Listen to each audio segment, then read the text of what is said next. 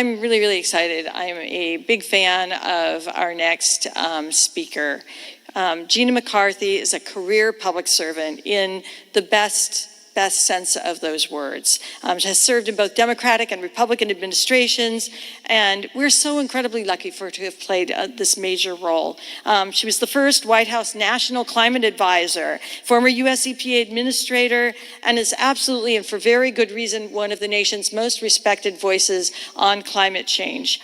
Her leadership led to the most aggressive action on climate in U.S. history, creating new jobs and unprecedented clean energy innovation and investments across the country. Her commitment to bold action across the Biden administration supported the climate and clean energy protections in the bipartisan infrastructure law and the Inflation Reduction Act, those pieces of legislation that we really need to get the good news out about, as Danielle's presentation made really clear. So I could list a dozen different organizations she is associated with, does important work with, but I think it's easier to just say that if our movement had a rock star, it might well be Gina.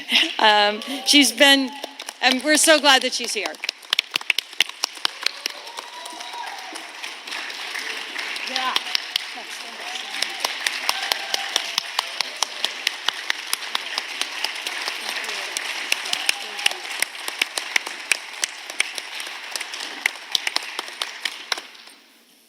I just got a standing O, so I think I'll leave. You got to get on a high note. Michelle and Council, thank you so much for inviting me today. It really lifts my spirits to be here with so many committed people who have been working their butts off. That's a technical term we all know. They're working their butts off every day to tackle climate change with the urgency that science and the future of our kids and grandchildren demand. And I applaud you for being here and the work that everyone is doing. Look, that means we not only have to accelerate the adoption of clean energy, but like Senator Markey, I must recognize that the other challenge is we have to, at the same time, phase out our dependence on fossil fuels. You can't rest on doing clean energy in hopes that it will divert it. We must take action directly to address the challenge of our time. We have to also accelerate the opportunities that we have to be both excited and proud and grateful for all of the work we've been able to accomplish together. We know we owe nothing to anybody. We have worked our butts off for months and years, and in my case, decades, and we are winning. Now is the time to grab it and run it over the finish line.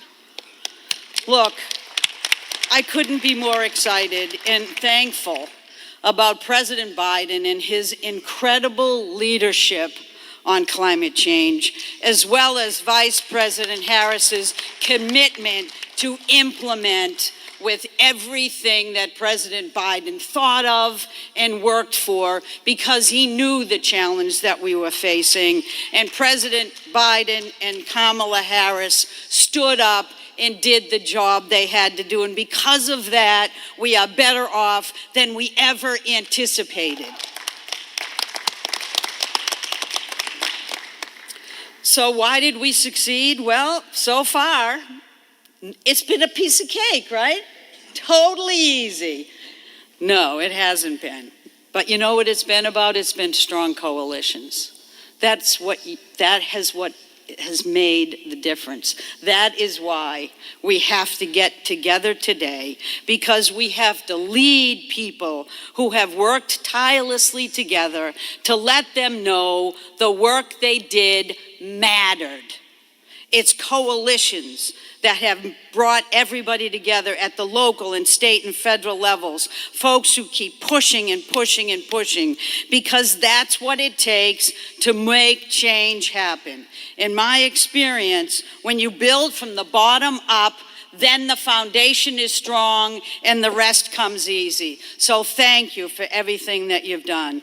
Look, I've worked at every level of government for more than 40 years. I've worked for 2 states, 6 governors, 2 presidents, and I damn well know that change is hard. But don't ever tell me that change doesn't happen. I have seen it happen with my own eyes. And while it all too often takes blood, sweat, and tears, well, that, my friend, is both the frustration and the wonder of a democracy. And that's a democracy that we have to protect. That's a democracy that we must stand up for. You know, today, because of the work of Joe Biden and others, honestly, change is afoot. We can see it, we can feel it, we can smell it. And you know, I always will and always will be an eternal optimist, because I know that hope springs eternal. I know that with the bipartisan infrastructure law, the IRA, the CHIPS and Science Act, your voices were heard. And the voices of the communities, especially those who have been left behind and disinvested in for far too long, are being heard and lifted up. That's what democracy requires. That's the work we must do together. So I want to thank you, because today we can and we must turn the threat of climate change into the biggest opportunity that our country and our world has ever imagined. Our kids, our grandchildren, our lives depend on it. So stay focused, stay hopeful, and by all means, enjoy the journey forward. Thanks very much. Wow. Got me in tears there. Thank you. It is.